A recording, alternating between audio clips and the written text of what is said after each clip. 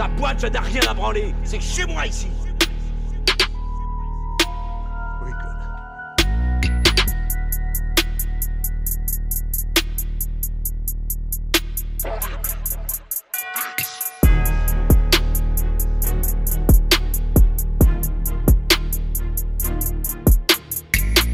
Quand vous commencez à penser par vous-même, vous leur faites peur. Et ils s'efforcent de vous interdire tout contact avec l'opinion publique. De peur que si l'opinion publique vous écoute, elles ne veulent plus les écouter. Malcolm X. Assalamu alaikum wa rahmatullahi ta'ala wa barakatuh. Sabah al-khira tout le monde. Donc c'est votre frère Yassine qui vous parle. Donc il est actuellement 7h21. Je me dirige à Baraka City. Le président Idriss Ahmedi vient de se faire perquisitionner chez lui. Les locaux de Baraka City sont actuellement en train de se faire perquisitionner. Quoi? Ouais. J'ai eu ta femme au téléphone, elle m'a expliqué.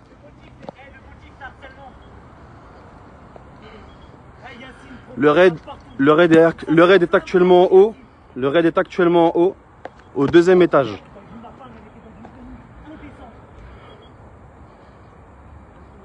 Idriss, il y a qui avec eux pour leur ouvrir les portes, pour éviter qu'ils cassent les portes? Il y a qui avec eux en haut pour ouvrir les portes? Punaise, ils sont en train de tout casser. Donc là, actuellement, c'est ce qu'on entend là. On entend tous les bruits de bélier. Alors qu'on a les clés. Pourquoi? On a les clés. On a les clés. Pourquoi vous cassez tout? On a les clés. Monsieur, on a les clés, on a le badge. Ça sert à rien de casser. C'est des portes qui sont renforcées. C'est des portes qui sont renforcées, monsieur. Regardez, monsieur. Regardez, monsieur. Regardez, monsieur. Moi, si vous me faites rentrer, il y a les clés. Ils sont juste sur le bureau sur lequel je travaille. Ne rentrez pas pour des raisons évidentes de sécurité. Voilà. On les voit au premier étage avec les boucliers, alors qu'ils savent ils savent très bien qu'il n'y a rien. Ils savent très bien qu'il n'y a rien. Ils savent très bien qu'il n'y a rien. Vous connaissez nos actions, vous savez ce qu'on fait sur le terrain, nos actions humanitaires partout dans le monde, les actions que l'on mène notamment au niveau des droits humains, des droits de l'homme, notamment en Birmanie, à Gaza, en Birmanie, ainsi que dans d'autres pays du monde. Faites beaucoup de dua, Inch'Allah. Beaucoup de dua. Donc ils sont allés chez Idriss. Idriss était allongé avec sa famille simplement parce qu'à 6 h du matin, on dort, d'accord. Ses enfants, je suppose qu'ils sont sous état de choc. Ils ont cassé chez lui, d'accord. Idriss s'est fait violenter, on lui a tapé sur la tête. Mais alhamdoulilah. Donc énormément de dua min fadlikum, énormément de dua s'il vous plaît. Ils vont là. 193, on connaît nos droits en France. On se laissera plus jamais intimider par vous. Plus jamais on se laissera intimider par la police. On connaît nos droits. On a le droit de vous filmer et vous devez avoir votre matricule sur vous. C'est pas parce que vous venez avec des cagoules comme des voyous qu'on vous retrouvera pas. Exactement. Exactement. Ah oui. Exactement. Parce que quand on vient chez les gens à 7 h du matin, alors que vous savez pertinemment qu'il n'y a rien. C'est juste de l'intimidation. C'est simplement de l'intimidation. Et vous savez quoi, Baraka City, elle se relèvera encore plus fort. On reviendra encore plus fort. On reviendra encore plus fort. Vous inquiétez pas. Vous inquiétez pas. Aboubacar. Ils ont. Voilà, depuis tout à l'heure, on les attaque le bélier. Alors que la clé, elle est juste de l'autre côté. Ils ont pété à la porte. Appelle Najla, s'il te plaît. Elle essaie de m'appeler. Mais je suis en live, je peux pas l'appeler. Dis-lui que il faut appeler Bolaki. Faut appeler Bolaki. Idriss, il s'est fait casser la gueule chez lui. Je suis en live et vous savez quoi? Vous savez quoi? Il y a 2394 personnes qui vous suivent. On est dans nos droits. Voilà, on n'est pas une association bizarre. On n'est pas une association bizarre. Tous nos locaux sont en règle, etc. Tout est en règle. Je suis désolé, je manque de mots. Tout est en règle. Il faut absolument se lever contre cette injustice. Et c'est le raid. C'est le raid qui est actuellement là. Je pensais que c'était la Berry, mais c'est le raid. Il n'y a pas d'autres problèmes dans la société? Il n'y a pas de problème de drogue, il n'y a pas de problème de drogue, il n'y a pas de problème de délinquance dans notre société? Dites-moi, il n'y a pas tous ces problèmes-là? Il n'y a pas tous ces problèmes-là en France? Il n'y a pas tous ces problèmes-là en France? J'ai pas besoin de discuter avec vous, là je suis en colère. Ils sont rentrés par là, ils ont tout cassé depuis, ça fait 20 minutes qu'on entend les coups de bélier, alors que les clés sont de l'autre côté. T'as les clés toi, Cabo? J'ai le badge, je peux tout ouvrir. Monsieur, le badge il est là, ça sert à rien de casser. Le badge est là. Le badge est là. Et là, ils ont isolé, Idriss dans la voiture là-bas. C'est la troisième perquisition. La première, vous avez rien trouvé. La deuxième, vous avez rien trouvé. La troisième, vous allez rien trouver encore une fois. La troisième, vous allez rien trouver. La seule chose que vous allez trouver, c'est votre petit déjeuner dans le frigo, à la rigueur. Il était là, là. Et j'étais en train de parler avec lui. Après, ils l'ont rentré dans la voiture. Ils m'ont dit, ils ont retourné sa baraque. Ils ont frappé sa table. Son épouse Miskina, ils l'ont même pas laissé le temps de s'habiller. Ses enfants, ils se sont donné tête choc. Ils ont cassé sa table et lui, ils l'ont tapé.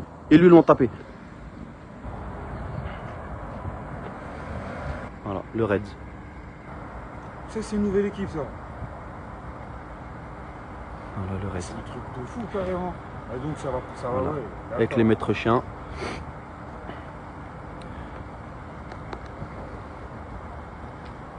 Ça sert à rien, vous inquiétez pas, le téléphone, on vous voit très bien, vous inquiétez pas.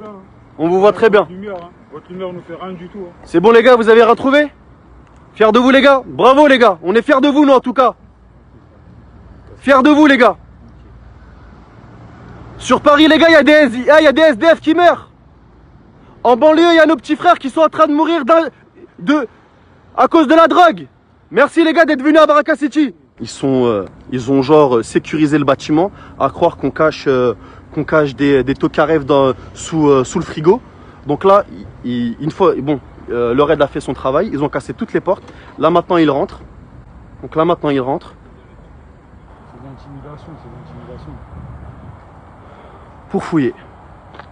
Et il n'y a aucun représentant de Baraka City à l'intérieur avec eux. Aucun. C'est-à-dire là ils peuvent faire ce qu'ils veulent. On sait même pas ce qu'ils font. Et il n'y a aucun représentant de Baraka City à l'intérieur avec eux. Aucun. C'est-à-dire là, ils peuvent faire ce qu'ils veulent. On sait même pas ce qu'ils font. Excusez-moi. Il n'y a personne de Baraka City normalement qui doit rentrer avec vous? Et je dis ça, je dis rien. Pourtant, j'ai pas fait un bac ES. Je suis pas avocat. Mais normalement, dans chaque perquisition, il doit y avoir quelqu'un de Baraka City avec vous normalement. Ces gens-là, ils marchent avec l'intimidation. Et wallahi, j'en ai été témoin. Ces gens-là marchent avec l'intimidation. Parce qu'ils ne savent pas être courageux avec les vraies personnes avec qui vous se montrer courageux, ils ne savent pas le faire. Vous venez de voir ce qu'il vient de faire? Il vient de faire ça. Vous venez de voir? Attendez. Tiens, refais-le. Tiens, refais-le ton truc. Refais-le. Vas-y, refais-le. Voilà, vous venez de voir? Voilà, super. C'est dans la boîte. Faut pas faire d'amalgame. Ils sont pas tous comme ça. Il y a des policiers extrêmement respectueux et qui ont une déontologie. Mais pas tous. Pas tous. Ils sont en train de sortir par la porte là-bas. Ils sont en train d'exfiltrer Idriss. Je sais pas où est-ce qu'ils l'emmènent. Voilà. Première porte cassée.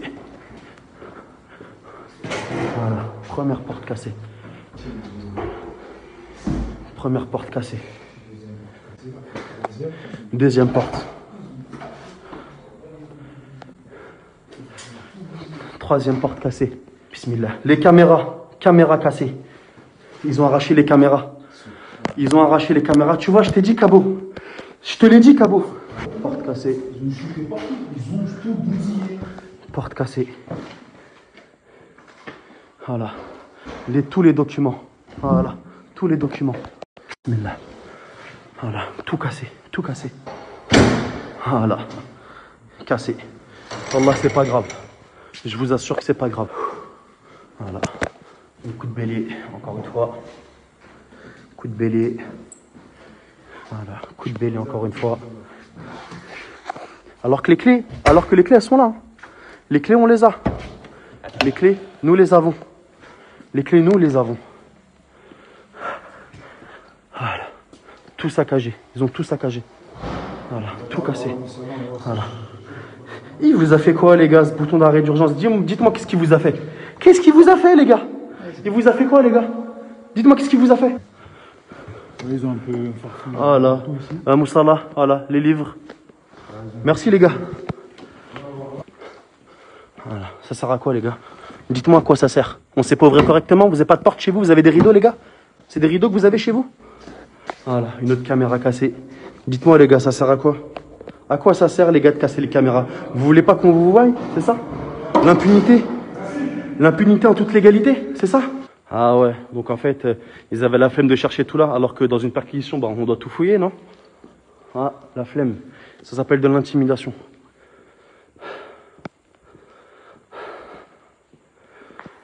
Astaghfirullah al-azim. Voilà. 2 ans de travaux, les gars. 2 ans de travaux. Plus de 2 ans de travaux. C'est pas Baraka City. Ils veulent détruire un symbole. Ils veulent abattre un symbole. Ils veulent abattre un symbole. Tout ça pourquoi? Pour des questions posées à Zineb El Razaoui?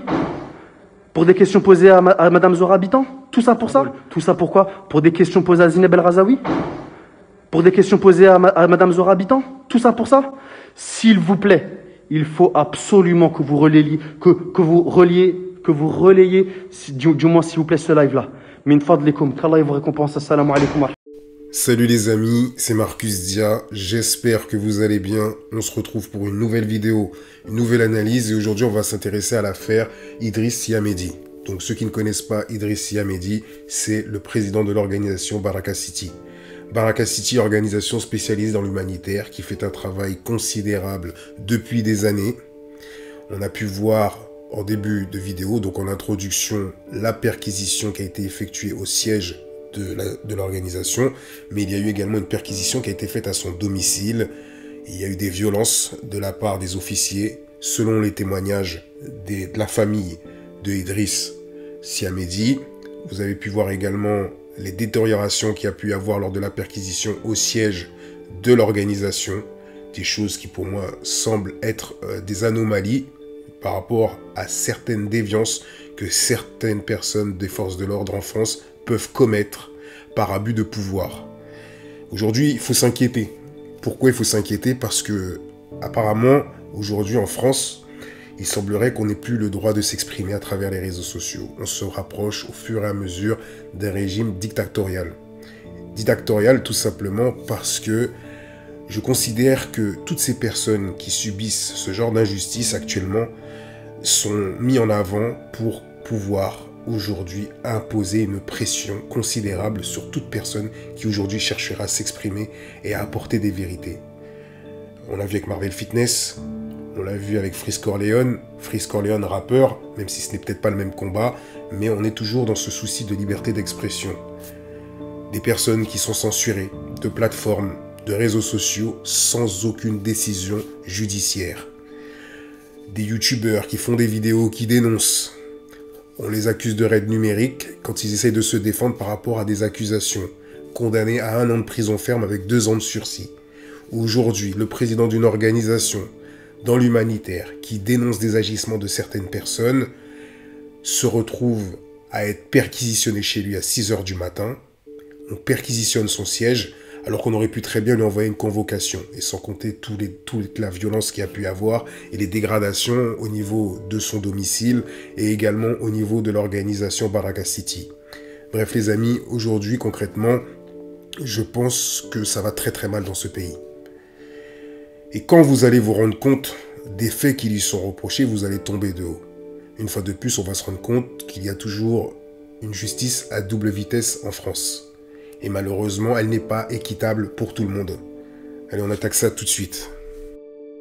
J'ai commencé à lire ce communiqué de Baraka City. Perquisition ce matin au domicile du président de Baraka City. Délit retourné, table cassée, panier et linge retourné. La police a empêché à l'épouse du président Idriss Sy Hamedi de s'habiller et de couvrir d'une couette son fils de 4 ans qui dormait avec elle. Quand elle a couvert quand même son enfant, un policier l'a insulté et lui a mis des menottes dans le dos. Son fils tremblait à côté d'elle. Les 3 autres enfants à l'étage ont été priés de lever les mains. La petite, âgée de 9 ans, s'est mise à pleurer. Idriss a été frappé violemment par un policier qui lui a plaqué la tête contre le carrelage alors qu'il ne résistait pas et coopérait. Il est actuellement en garde à vue. Et la perquisition s'est poursuivie au siège. Voilà l'état du domicile. La chasse aux musulmans est lancée. La retournée a été complètement retournée. Il faut se poser la question, qu'est-ce qu'ils peuvent bien chercher?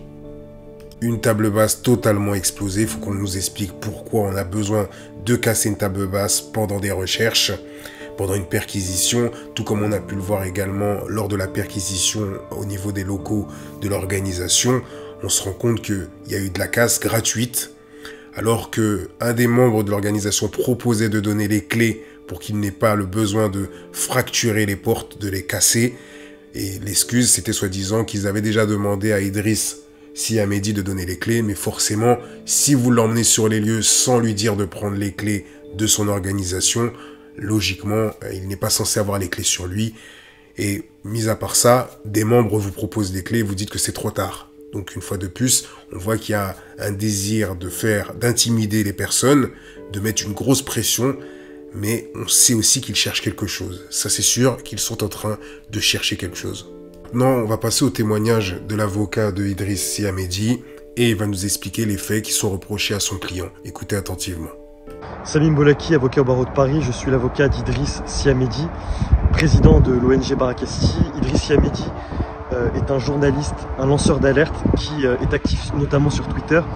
On lui reproche, et il a été placé en garde à vue pour ça, du harcèlement moral sur Twitter et du vol de documents avec effraction. Donc les faits qui lui sont reprochés, c'est harcèlement moral sur un réseau social, donc qui s'appelle Twitter. Et on l'accuse également de vol avec effraction de documents. Donc c'est très intéressant puisque justement tout au long de cette analyse, on va se rendre compte que si aujourd'hui on l'accuse d'avoir volé des documents, c'est que ce qu'il a expliqué sur les réseaux sociaux est véridique. Malheureusement, eux-mêmes viennent en fin de compte de prouver que ce qu'il a dénoncé à travers les réseaux sociaux sont véridiques puisque aujourd'hui on lui reproche carrément d'avoir volé des documents puisque certainement les informations qu'il a transmises sur les réseaux sociaux étaient confidentielles et qu'il fallait forcément obtenir ces informations. Donc le seul recours c'est de dire qu'il a volé ces documents. Ensuite, une autre anomalie. Vous êtes accusé de vol. Demain par exemple, bien entendu je condamne le vol, mais je vous le dis, admettons que vous volez quelque chose. Est-ce qu'on va venir perquisitionner sur le lieu de travail, sur votre lieu de travail? Concrètement, logiquement, on va perquisitionner à votre domicile. Donc là, il y a une obligation de venir perquisitionner chez lui et également au sein des locaux de son organisation. Ce qui veut dire qu'on cherche quelque chose. Donc moi personnellement, par rapport à ce qu'un des membres de l'organisation dit que c'est pour les intimider, je pense réellement qu'ils cherchent un document. Ils essayent de faire disparaître des documents. On continue. Donc c'est vrai que depuis le mois de septembre, notamment, il y a eu une activité intense sur Twitter au travers de laquelle Monsieur Sy Hamedi a voulu poser un certain nombre de questions à certaines personnalités publiques en estimant que leur prise de position publique était en contradiction avec ce qu'elles faisaient dans le privé. Pour cela, à 6h15, on a le raid qui a débarqué au domicile de Monsieur Yemou qui dormait avec sa famille. Ils ont cassé la porte, ils ont cassé des meubles, ils ont blessé la femme de Monsieur Yemou, Sy Hamedi, ainsi que lui-même. Il a un certain nombre de contusions, on a pris des photos sur le corps. Il est en ce moment même vu par les médecins de l'hôpital de Juvisy pour cela. Il a été placé en garde à vue et auditionné ce matin. Il sera auditionné également dans la journée pour des faits de diffamation. C'est les mêmes faits qui sont reprochés sur Twitter. Alors, on est scandalisé de ce qui s'est passé dans les locaux de Barakesti qui n'ont rien à voir avec l'activité de M. Sy Hamedi dans le privé et en tant que journaliste indépendant. Et surtout par les violences policières très lourdes que lui-même et sa famille ont subies. Surtout dépêcher le raid à 6h du matin pour une personne qui a un casier judiciaire vierge, qui n'a jamais été condamnée, qui a eu une enquête extrêmement lourde par les services antiterroristes pour financement du terrorisme, abus de confiance, qui a été classé sans suite, ce qui est extrêmement rare. Voilà la situation. Donc on est scandalisé par cette situation et on espère effectivement que malgré peut-être des relents politiques derrière, en tout cas une situation qui est extrêmement complexe, qu'on pourra amener de la raison dans tout ça et faire comprendre qu'aujourd'hui, il n'y a pas de deux poids, deux mesures. On a le droit d'interroger des personnes sur leur prise de position et sur ce qu'elles font dans le privé. Il y a beaucoup de journalistes qui le font. François Fillon, on a subi les affres. Beaucoup de personnes ont subi les affres. Nicolas Sarkozy, on l'a accusé de détournement de fonds, etc. Pour autant, il n'y a personne qui a été placé en garde à vue pour harcèlement moral. Effectivement, il y a bien sûr deux poids, deux mesures dans cette affaire, puisque on peut se souvenir également de la perquisition qui a lieu au siège de la France Insoumise, parti de Mélenchon, de Jean-Luc Mélenchon. Et souvenez-vous, il essayait de s'opposer à la perquisition jusqu'au point d'essayer de casser la porte pendant que les policiers étaient en train de perquisitionner avec le procureur. Enfoncez la porte, camarades. Sonnez, s'il vous plaît. Vous sonnez. Vous n'êtes pas le procureur, vous. Un procureur avec un gilet normal et un truc de police? Oui, c'est vous. C'est un procureur, il ne fait pas la justice. Voilà la situation qui est la nôtre aujourd'hui. Donc c'est pour ça que tout le monde se mobilise, parce qu'on est scandalisé. Libérer Idriss, libérer effectivement tous ceux qui veulent faire entendre la voix à ceux qui n'en ont pas. Avant de s'intéresser aux interrogations de Idriss Sy Hamedi concernant Zora Bitan et Zineb El Razaoui, qui sont deux chroniqueuses.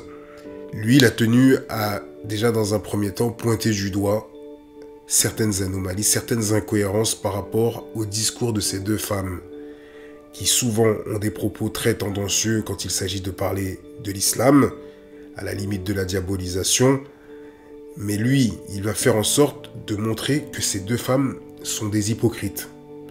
À travers plusieurs messages, il va attirer l'attention de plusieurs personnes et prouver que ces femmes ne sont pas si clean que ça. Pour ceux qui ne connaissent pas Zora Bitan et Zineb El Razaoui, c'est ça. L'islam appliqué, c'est l'islamisme.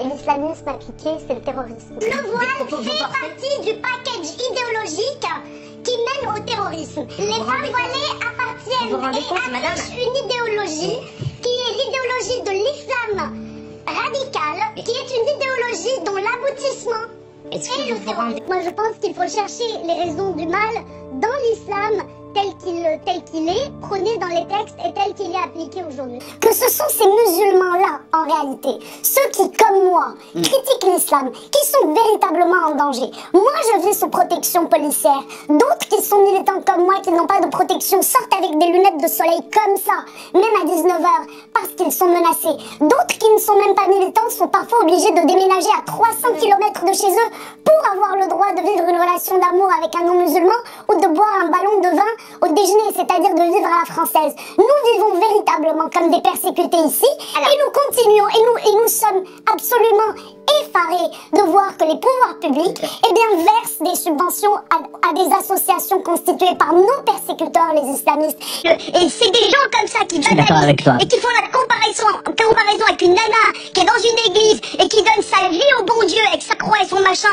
Depuis quand les bonnes sœurs elles se présentent aux élections, aux législatives avec des voiles, jusqu'à arrêter de banaliser, de dire c'est pas grave, parce que dans ces pays, en Algérie, en Tunisie, au Maroc et dans les pays du Moyen-Orient, les femmes elles souffrent. Et moi, ça me fait chier de voir que je suis née musulmane et qu'il y a des gens qui n'ont rien à voir avec cette religion et qui me donnent des leçons à moi en me disant mais vous, attention, mais tu sais quand tu mets une croix, vous savez pourquoi on met une kippa? C'est de l'humilité. Et bah pourquoi on met un voile? Parce que le mec il est incapable de se tenir quand t'as une jupe. Et bah il va se faire foutre, il se tient ou il dégage. Petit aparté, vu que cette Zora Bitan fait la comparaison entre une bonne sœur et une sœur musulmane qui porte son voile, je tiens à l'informer que les bonnes sœurs portent également un voile. Ce que je veux dire, c'est que il y a quand même des choses qui sont assez troublantes dans notre société, de tous ces crimes un peu répétés au couteau, etc. Et souvent, ça a un rapport avec l'islam, même si on peut pas dire aujourd'hui que cette personne, elle l'a fait au nom de cette religion, parce que rien ne le dit. N'empêche que le citoyen lambda, lui, et quand il est dans la vie quotidienne et quand il assiste à tout ça, excusez-moi, mais on peut pas empêcher les gens de faire des recoupements, des raccourcis, etc. Vous avez remarqué quelque chose, c'est toujours la même histoire à travers les médias français. Quand ils ont besoin de parler en mal de l'islam ou de diaboliser une communauté, ils vont toujours faire en sorte d'utiliser des membres de cette communauté. Parce que bien souvent, quand on observe les chroniques de ces deux femmes, Zora Bitan et Zineb El Razaoui, elles ont toujours besoin de préciser qu'elles viennent d'une famille musulmane et donc ça légitime leur discours et que comme ça on peut se dire c'est pas nous. Nous on n'a rien dit, ça vient de la bouche des membres de leur communauté. On va pouvoir utiliser également un ancien boxeur noir qui a également des casseroles du genre impliqué dans un meurtre et on va lui dire tiens aujourd'hui descends les gens issus de la banlieue alors que ce même personnage avait des discours anti-Front National. Vous savez c'est toujours la même. Ou bien l'imam Chalgoumi qui prenait des positions par rapport au conflit israélo-palestinien dans sa mosquée à Drancy. Et ben là, qu'est-ce qui va se passer? Du jour au lendemain, on va lui dire, tiens, écoute, on va t'expulser de la France. Et là, automatiquement, il obéit à tous les ordres. C'est toujours la même histoire. Bref, là, on peut voir par exemple Zineb El Razaoui en 2009. Lors de l'offensive israélienne sur la bande de Gaza, une bombe vient de tomber derrière moi sur la ville de Rafah. Même de loin, la terre tremble sous les pieds. Le souffle de la déflagration nous assèche la peau du visage et les vitres se brisent en 1000 morceaux. Moi qui ne crois pas en Dieu, j'avais envie de prier pour ceux qui se trouvaient sous les feux des bombes israéliennes. Bref, revenons à l'avocat de Idriss Sy Hamedi pour qu'on puisse se rappeler des faits qui lui sont reprochés. On lui reproche, il a été placé en garde à vue pour ça, du harcèlement moral sur Twitter et du vol de documents avec effraction. Allez, on va s'intéresser justement au tweet qui serait soi-disant prétendu comme un harcèlement moral. Mais juste une petite précision parce que quelques jours avant la perquisition, puisque la perquisition se fait le 14 octobre, il faut savoir que 3 jours avant, Marlène Schiappa, qui est ministre déléguée auprès du ministre de l'Intérieur, donc Gérald Darmanin, précise sur Twitter, elle met ce message: il sera désormais possible de dissoudre une association si elle porte atteinte à la dignité humaine ou si elle exerce des pressions psychologiques sur des personnes, typiquement ce qui fait une dérive sectaire. Donc peut-être que c'est le fruit du hasard. 3 jours après, il y a la perquisition chez Idriss Sy Hamedi. C'est certainement le fruit du hasard et comme je vous l'ai dit, c'est le ministre délégué auprès du ministre de l'Intérieur, donc Gérald Darmanin. Donc, à mon avis, on ne va pas retrouver Gérald Darmanin impliqué dans cette affaire. Sinon, ça ferait beaucoup de hasard. On rentre dans le vif du sujet et maintenant, on va s'intéresser au message que Idriss Sy Hamedi a envoyé sur Twitter destiné à Zora Bitan et Zineb El Razaoui. Donc là, le premier message, on va les décortiquer. J'ai observé, puis cherché, et j'ai voulu ouvrir un tiroir pour en savoir plus sur celle qui se fait moralisatrice et dénigre les mères de familles voilées. Je suis étonné que personne ne s'est penché sur le cas des Bitan. Donc là, il s'intéresse au cas de Zora Bitan. On va décortiquer les différents messages qu'il a pu lui envoyer. Nous acceptons les nouvelles règles du jeu, vous dénigrez, humiliez et salissez. Nous voilà maintenant à armes égales. Rien ne sera disproportionné, tout sera millimétré, précis et juste. Et c'est vrai que tout au long des messages qu'il va envoyer sur Twitter, il va le faire progressivement de jour en jour et dévoiler à chaque fois des nouvelles indications autour d'affaires douteuses concernant Zineb El Razaoui et Zora Bitan. Donc là, on est sur le cas Zora Bitan. Et donc là, il faut bien prendre en considération qu'il dit précis et juste. Donc il précise qu'il ne sera pas dans la diffamation. Donc tout ce qu'il va dire est véridique. Je me demande encore comment vous avez pu rouler vos collègues dans la farine à ce point. Mes prochaines déclarations pourraient vous effacer des plateaux à jamais, finir votre carrière et vous mener en tôle. Dans ce message, Idriss Sy Hamedi prétend que le fils de Zora Bitan, Maxime, a déjà fait usage de fausses fiches de paie pour avoir le droit à un crédit. Donc, plus précisément, Maxime a-t-il déjà fait usage de fausses fiches de paie pour avoir le droit à un crédit? Point d'interrogation. Enfin, Omar Bitan et Zora Bitan, est-ce que vous êtes toujours en froid avec Abdallah? Là, les accusations sont très graves parce que là, il prétend quand même que l'un des fils de Zora Bitan a fait usage de faux. Donc c'est très grave et c'est condamné par la justice. Ensuite, car quand on prône l'exemplarité et qu'on incrimine sans cesse les autres et les étrangers, on s'assure d'être propre. Enfin, continuons. Zora sermonne sévèrement tout le monde sur l'exemplarité et s'arrache le micro en insultant ceux qui profiteraient du système, soit. Si les parents sont responsables de leurs enfants, je demande donc à Madame Zora Bitan pourquoi votre fils a fait une fausse déclaration. Donc là, on est toujours sur la fausse déclaration. Il commence à dévoiler d'autres dossiers sur le fils de Zora Bitan, Maxime. Donc là, qu'est-ce qu'il précise? Madame Zora Bitan, j'ai une question. Est-ce que Maxime Bitan, né le Intel 87, déscolarisé en 3e du collège Paul Clé, connu pour vol à l'étalage, vol de véhicules, course-poursuite et probablement prochainement pour fraude, faux et usage de faux, est votre fils? Donc là, il accuse le fils, donc il prétend que le fils a fait des vols à l'étalage, vol de véhicules et course-poursuite, et également de fraude, faux et usage de faux. Ensuite, post-scriptum, j'épargnerai Yves. J'ai des codes même en pleine guerre. Bien cordialement, Idriss Sy Hamedi. Donc Yves, certainement, c'est un autre enfant de la dénommée Zora Bitan. Donc là, il dit qu'il va l'épargner. Savoir, c'est que tout au long de ces tweets qu'il va balancer sur Twitter, eh ben, Zora Bitan va rester très silencieuse alors qu'elle est très active sur ce réseau social. Et malheureusement, on sent qu'elle est très mal. Et là, il va mettre un message. Nos opposants pensent que nos informations sont des fables. Ok, j'ai des questions ce soir. Zora Bitan, est-ce que Maxime, donc son fils, à Zora Bitan, a déjà volé une voiture et a-t-il déjà fait une garde à vue pour ça? Comment avez-vous payé les ouvriers de la maison achetée? Donc là, il commence à poser des questions à la mère, une fois de plus, parce qu'il est en train de faire comprendre qu'il a des vraies informations et qu'il détient des preuves. Et bien entendu, pour ceux qui connaissent un musulman pratiquant, il ne peut pas se permettre d'être dans la diffamation. Il a une association, il a une organisation, il ne peut pas se mettre en danger avec son organisation. Donc s'il est en train de le dire, c'est qu'il a des preuves. Ah, enfin, on a une réaction de Zora Bitan qui répond à tous les tweets de Idriss Si Hamedi par un calomnie et diffamation. Je saisis immédiatement la justice. Cordialement, à bientôt. Elle a répondu au tweet où il précise que ce ne sont pas des fables et qu'il a des preuves. Il continue son rôle de journaliste indépendant et continue à lui poser des questions. Avait-il pour habitude de traîner devant le lycée Guillaume Apollinaire en face, et il met le numéro d'une rue, mais il ne met pas la totalité de la rue.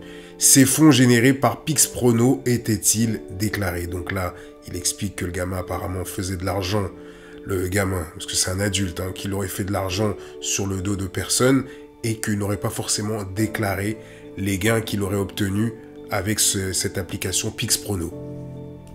À ce dernier message qu'il lui a envoyé, « Ce soir, j'ai encore plein de questions. Ils envisageraient non pas une plainte pour diffamation, mais un signalement auprès du parquet de Paris et de la sécurité sociale pour Omar Bitan.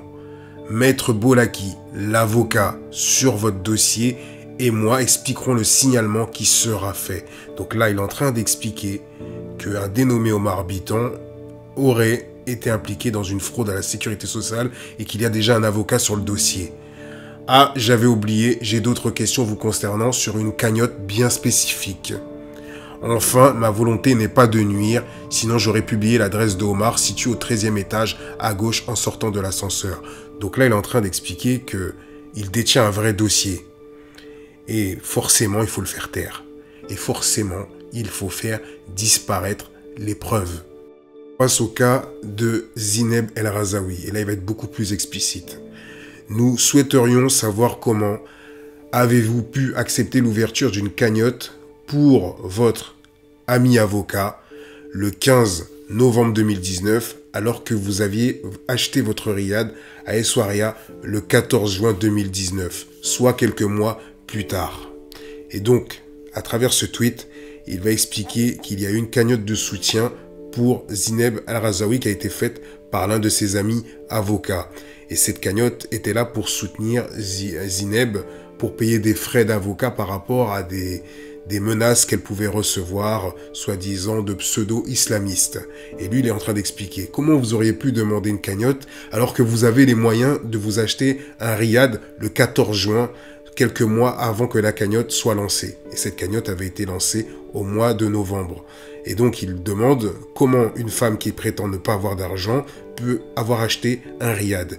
Et il va prouver effectivement qu'elle a acheté un riad le 14 juin 2019.